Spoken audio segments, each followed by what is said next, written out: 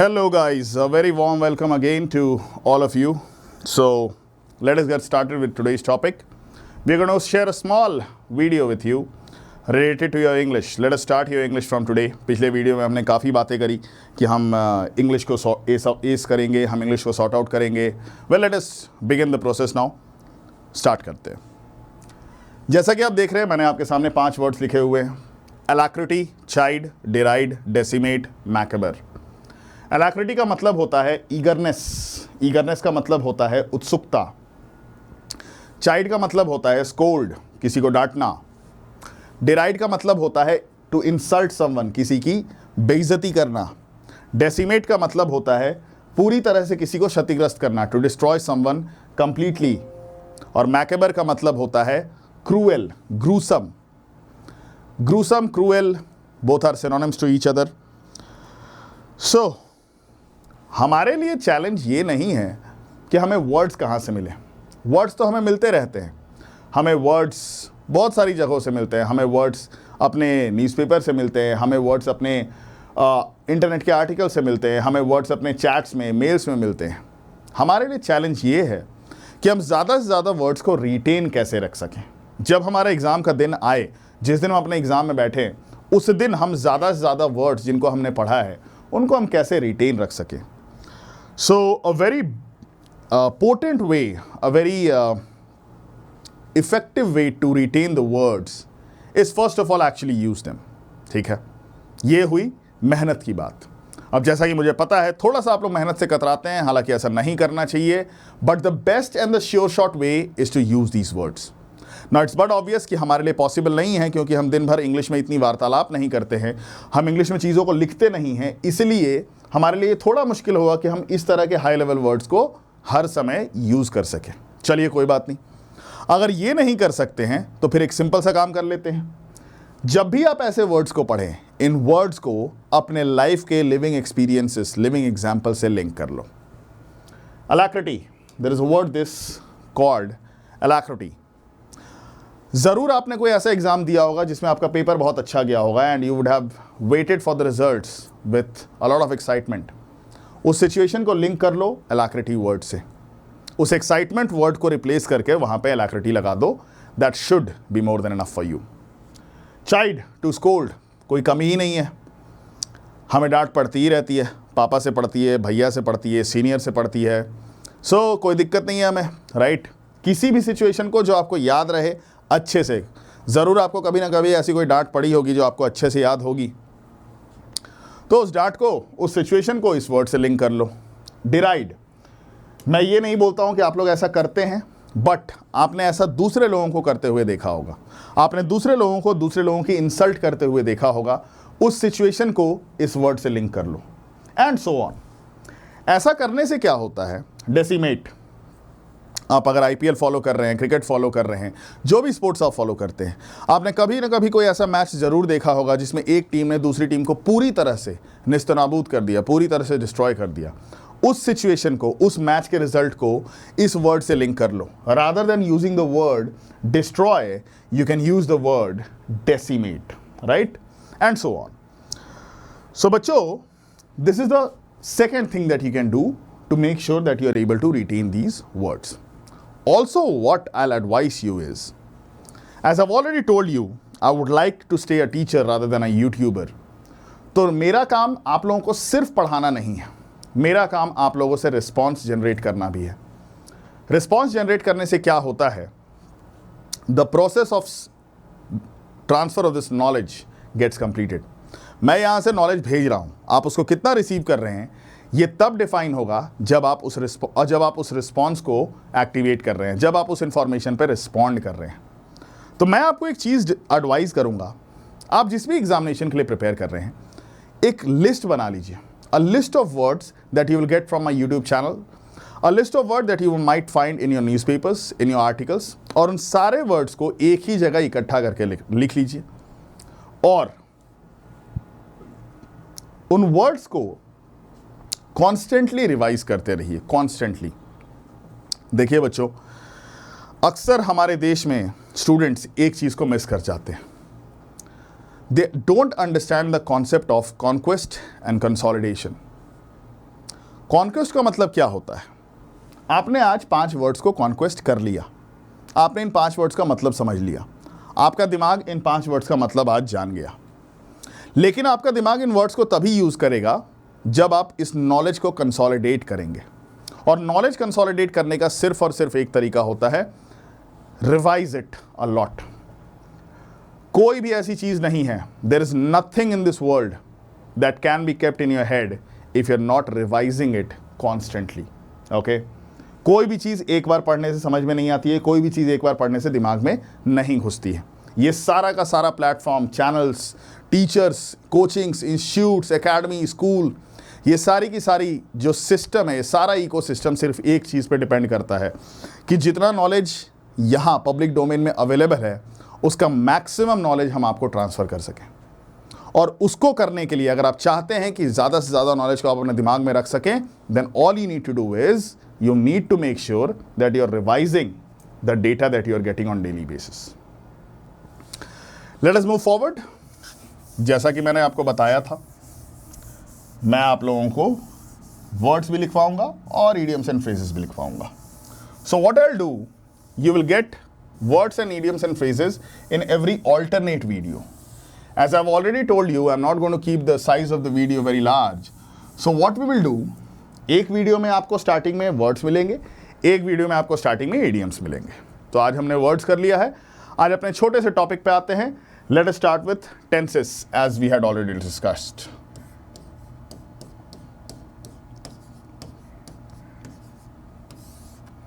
Tenses में जो tense हम आज पढ़ने जा रहे हैं, that tense is called present indefinite tense.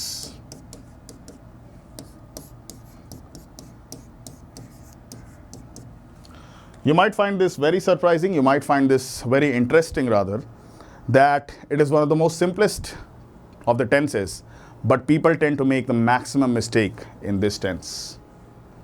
अगर मैं आपसे डेफिनेशन पूछूं कि प्रेजेंट इंडेफिनिट टेंस की डेफिनेशन क्या होती है, you people might answer me, but what I want you to do is I want you to understand present indefinite tense क्या होता है। कोई भी ऐसी activity, any activity that is either a daily habit or a routine. I come to the coaching to teach first, or it is an information or a fact. I stay in Delhi. That's an information or a fact. Or it's a universal truth. The sun rises in the east. This is an universal truth.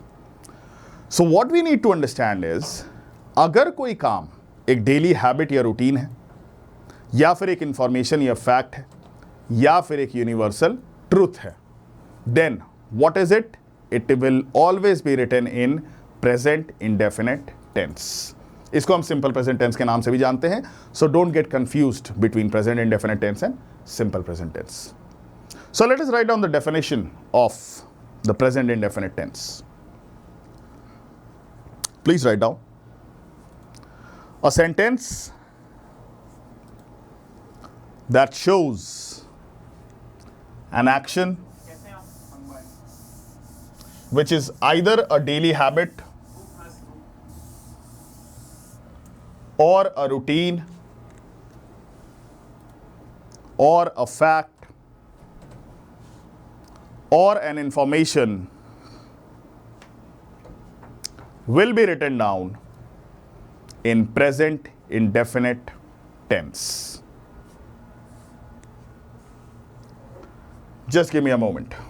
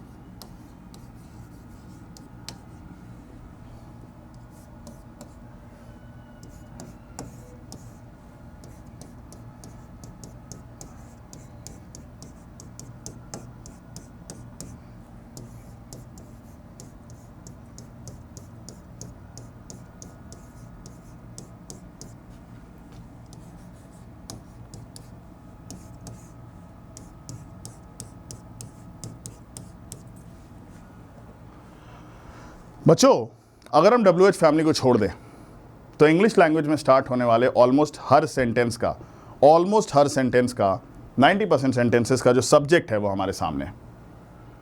हम कभी भी subject को लेकर तो confuse होते नहीं हैं, हम कंफ्यूज होते हैं या तो वर्ब में या हेल्पिंग वर्ब में। तो हम हर टेंस का एक ऐसे चार्ट बना लेंगे जिससे हमें यह क्लियर रहेगा कि किस टेंस में कौन सा वर्ब यूज किया जाता है और कौन सा हेल्पिंग वर्ब यूज किया जाता है। उससे पहले हमें एक चीज समझनी है। बहुत सारे बच्चों को 3 forms of verb and 3 different tenses का कारण नहीं पता है कि ये क्यों होते हैं, और थोड़ा बहुत इसमें कंफ्यूजन भी रहता है। आई परसीव दैट आपको ये तो पता होगा कि 3 तरह के टेंसेस होते हैं, प्रेजेंट, पास्ट एंड फ्यूचर, और 3 तरह के वर्ब फॉर्म्स होते हैं, right? First form of verb, second form of verb and third form of verb. Now काम, टेंस, काल सब एक दूसरे से रिलेटेड है। कोई काम किस समय हो रहा है, समय, काल, काम, इसको पता करने के लिए हम टेंस का इस्तेमाल करते हैं। और कोई भी काम या तो अभी हो सकता है, या तो हुआ होगा, या तो होने वाला होगा। एक काम जो है वो 3 अलग अलग अवस्थाओं में हो सकता है, और उसी की वजह से टेंसेस भी 3 होते हैं और वर्ब फॉर्म्स भी 3 होते हैं। इनका नो डाउट अलग अलग जगहों पे अलग अलग तरीके से इस्तेमाल किया जाता है, but this is the primary explanation behind understanding that why we have different forms of verb and why we have different forms of tenses. तो प्रेजेंट इंडेफिनिट टेंस में हमने क्या समझा? कोई भी ऐसा काम जो या तो एक डेली हैबिट है, रूटीन है, इंफॉर्मेशन, फैक्ट या यूनिवर्सल ट्रूथ है, उसको हम प्रेजेंट इंडेफिनिट टेंस में लिखेंगे।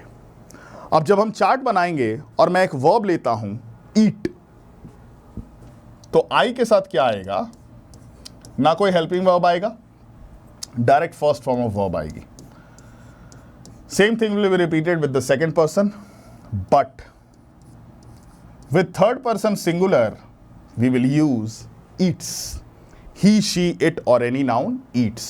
और यहीं पे मैक्सिमम मिस्टेक लोग करते हैं, लिखते हुए भी और बोलते हुए भी। they के साथ भी we will use it normally, eat, and we के साथ भी we will use it normally, eat. But with third person singular, we will always add S to the verb. अच्छा, एक और चीज है, यहां ईट था तो मैंने S लिखा, अगर गो होता तो मैं ES लिखता। रीजन बिहाइंड दिस, अगर कोई भी शब्द कॉन्सोनेंट से खत्म हो रहा है तो उसके बाद S लगेगा, और अगर कोई भी शब्द, कोई भी वर्ब वॉवल से खत्म हो रहा है तो उसके बाद ES लगेगा। That's the primary reason behind it. What you people also need to understand is कि इस पूरी सीरीज में हम word by word, step by step grammar के हर चैप्टर को समझेंगे, ताकि पहले हमारा बेस अच्छे से क्लियर हो, और उसके बाद हम कॉम्प्रिहेंसिव क्वेश्चंस करेंगे। पहले हम इंग्लिश को समझने वाले हैं, उसके बाद हम इंग्लिश को समझ के उसका इस्तेमाल करने वाले हैं, उसको यूज़ करने वाले हैं। जब आप यहाँ पे मेरे साथ इंटरेक्ट कर रहे हैं, आपका मुद्दा ये नहीं होना चाहिए कि मुझे इंग्लिश पढ़ना है। इंग्लिश पढ़ते हुए आपको 14 साल 15 साल हो गए। अब हमें इंग्लिश सीखना है, और इंग्लिश हम सीखते कैसे हैं वो आप मुझ पे छोड़ दीजिए। आपको इंग्लिश सिखाना मेरा काम है। You don't have to worry about either the grammar portion और the spoken portion of the English. On that note, I'll be ending today's video. You'll be getting my next video very soon. I'll be making sure that I upload my videos at a very quick pace so that अगर आज हमने एक चीज़ पढ़ी है तो इसको consolidate करने का एक दिन हमारे पास टाइम हो, और उसके बाद हम तुरंत नेक्स्ट चैप्टर में पहुंच जाएं। जैसे ही मैं टेंसेस कंप्लीट करूंगा, हम 15 स्पॉटिंग एरर के क्वेश्चंस जो टेंसेस पे बेस्ड होंगे उनको अपनी क्लास में अच्छे से प्रॉपरली डिस्कस करेंगे।